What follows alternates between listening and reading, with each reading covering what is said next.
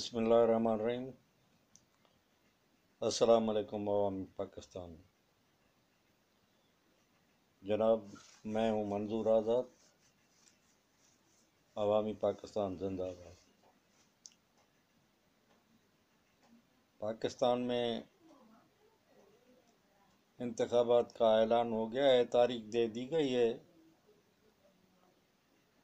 मगर कई लोग इंतखाबात में शुबा कर रहे हैं कि पता नहीं हों भी या न भी हों। तो वो तो जो अल्लाह की मर्ज़ी होगी वही होगा, मगर सियासतदान अपनी जादूगरियों में और अपनी फनकारियों में शुरू हो गए हैं। पाकिस्तान के इक़्तिदार के भूखे सियासतदानों ने अपने अपने हरबे चलाने शुरू कर दिए हैं। कोई अपने इत्तेहादी ढूंढ रहा है, तो कोई किसी को धमकी दे रहा है, कोई किसी को ये कह रहा है कि तुम इक़्तिदार में नहीं आ सकते, देखें तो कैसे आते हो। और कोई अपने इत्तेहादी ढूंढने के लिए सारे मुल्क में घूम रहे हैं। तो इन लोगों को तो सिर्फ कुर्सी ही चाहिए। तो आप देखते जाएं कि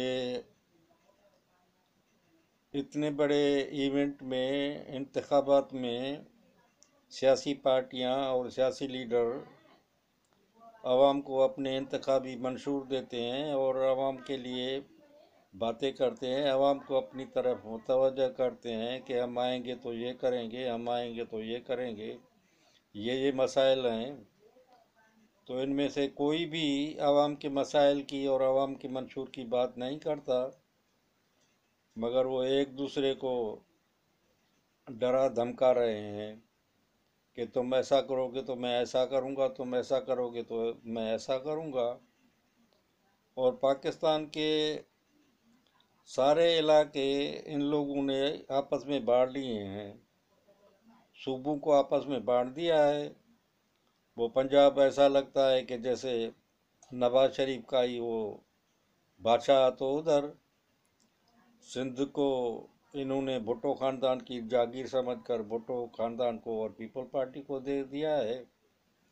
बलूचिस्तान में तो सरदारी राज है, उधर सरदार पूरे बलूचिस्तान के मालिक हैं।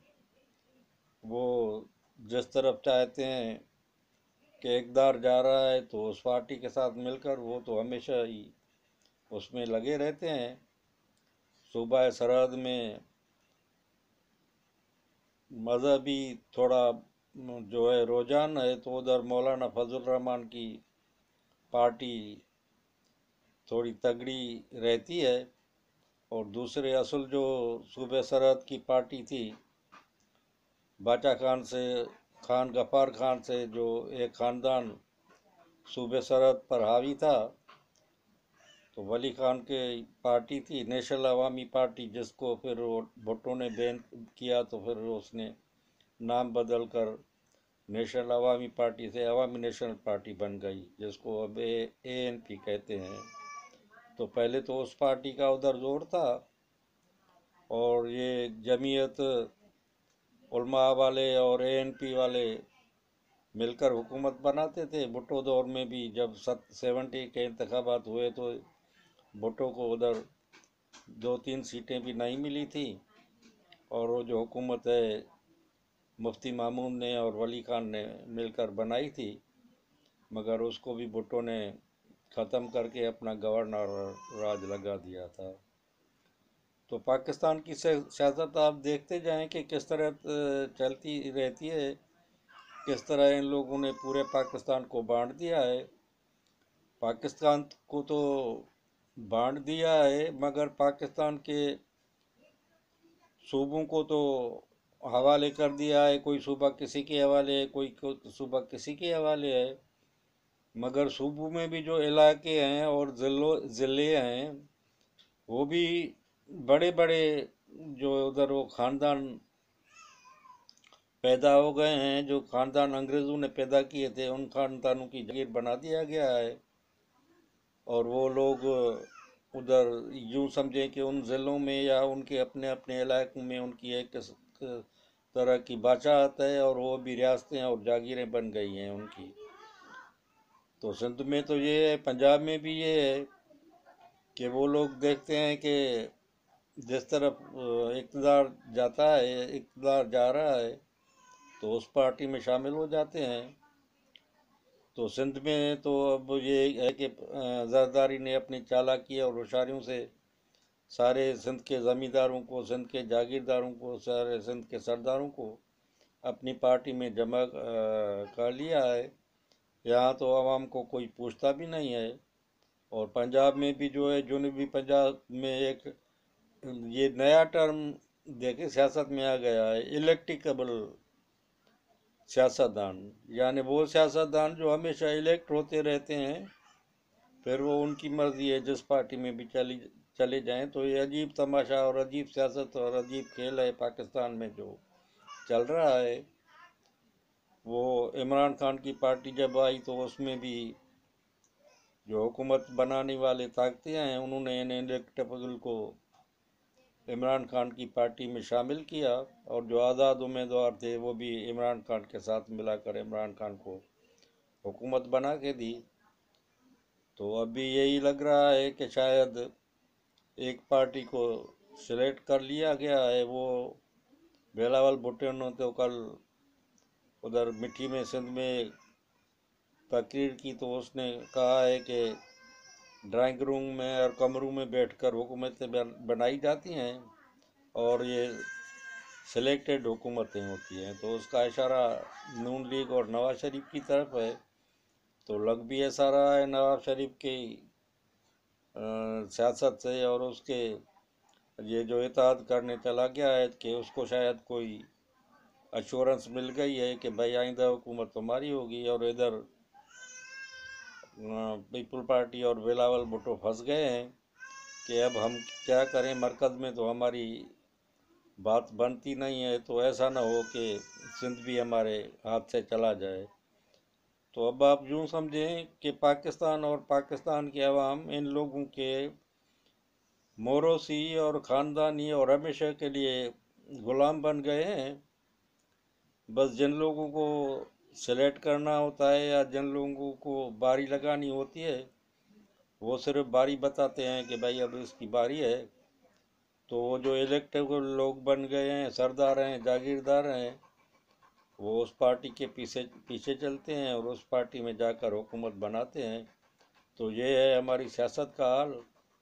क्या ये जमहूरी सियासत है या ये अवामी सियासत है? इस सारे सियासी अमल में अवाम तो कहीं नज़र ही नहीं आते हैं। बस अवाम को तो सिर्फ इस्तेमाल करते हैं, बाकी इन लोगों की आपस की लड़ाई है। तो हमारा कहने का मतलब ये है कि ये सियासत और ये जमहूरत अवाम को क्या देगी? 70 सालों में इस ऐसी सियासत, ऐसी जमहूरत ने अवाम को क्या दिया है? और आगे यही तो लोग हैं ना, 50 सालों से तो यही नून लीग और पीपल पार्टी बारी बारियाँ हुकूमत करती आती हैं। अब अगर यही आएंगी तो अवाम को क्या देंगी? तो ऐसी सूरत हाल में अवाम को क्या करना चाहिए? अवाम बेचारे फंस गए हैं कि वो क्या करें, किधर जाएं।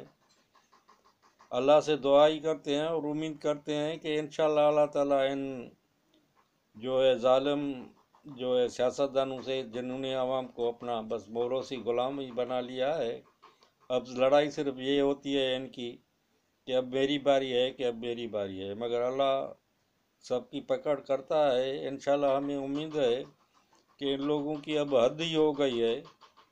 अब अल्लाह ताला इन लोगों को पकड़ेगा ही। और हम कोशिश करते हैं और हम अल्लाह ताला से दुआ करते हैं कि अवाम में शऊर आए और अवाम इन लोगों को छोड़कर कोई एक अवामी प्लेटफार्म बना ले। हमारी कोशिश यही है और हम उम्मीद करते हैं कि बाशऊर लोग और गरीब लोग और आम आवाम जो है हमारा साथ देंगे और हमारा जो है वो मंशूर जो हमने अपना मंशूर बनाया है वो मंशूर ही पसंद करेंगे। मगर इन लोगों से छुड़ाने में भी कुछ टाइम लगेगा और हमारी मेहनत जारी है। इंशाल्लाह एक दिन आएगा कि इन जालिम लोगों ने, जिन्होंने आवाम को और पाकिस्तान को अपना मीरास और अपना ग़ुलाम बना लिया है, इनसे जान छूटेगी। तो हम पाकिस्तान के लिए दुआ ही करते हैं, अल्लाह पाकिस्तान को सालिम रखे, गरीब आवाम को अल्लाह ताला ताकत भी दे, तो अवामी पाकिस्तान बन जाए। और हम अल्लाह दुआ करते हैं अल्लाह ताला से कि अल्लाह ताला एक सही रास्ता आम लोगों को दिखाए। अवामी पाकिस्तान जिंदाबाद। उम्मीद है कि आप लोग खुश व खुर्रम रहेंगे और इंशाल्लाह सोच विचार करके आगे चलेंगे। मेरी मेहरबानी। खुदा हाफिज़। अस्सलाम वालेकुम।